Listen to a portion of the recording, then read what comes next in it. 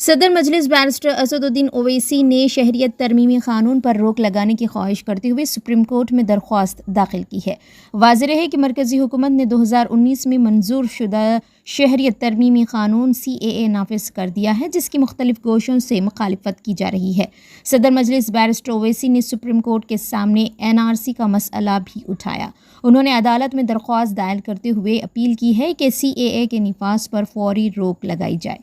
मजलिस के सरबराह ने अदालत को बताया कि CAA के बाद मुल्क में NRC लाने का मंसूबा है। NRC के जरिए हिंदुस्तानी मुसलमानों को निशाना बनाने की साजिश रची जा रही है। The reason of going to Supreme Court was that I had earlier filed a petition asking for a stay on the Citizen Amendment Act. And at that time, the Government of India's council stood up and said verbally that they are yet to frame rules. And so now there's no need for it. Now when the rules have been framed, there is an urgent need which I felt that we should go to the Supreme Court asking for a stay on the rules. Because if the government starts giving citizenship on the basis of this discriminatory law, then it will be very difficult to turn the clock back. And secondly, the whole country knows that in Assam a Supreme Court monitored NRC was done, wherein 19 lakh people names were not included.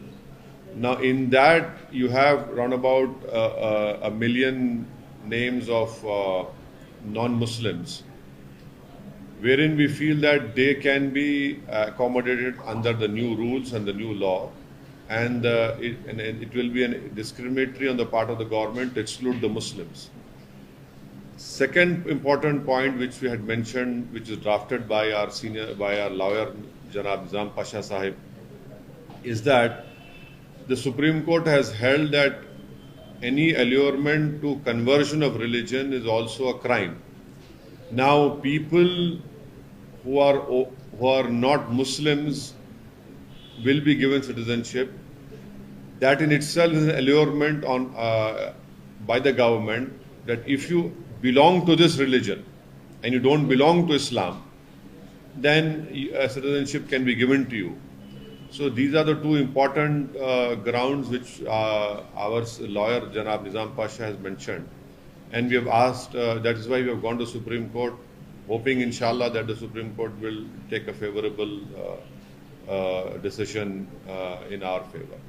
And the timing of the notification also is something that would have a political impact, you think, on the forthcoming elections? Of course, the government had waited deliberately for 4 long years after passing this unconstitutional law with their brute majority in the parliament.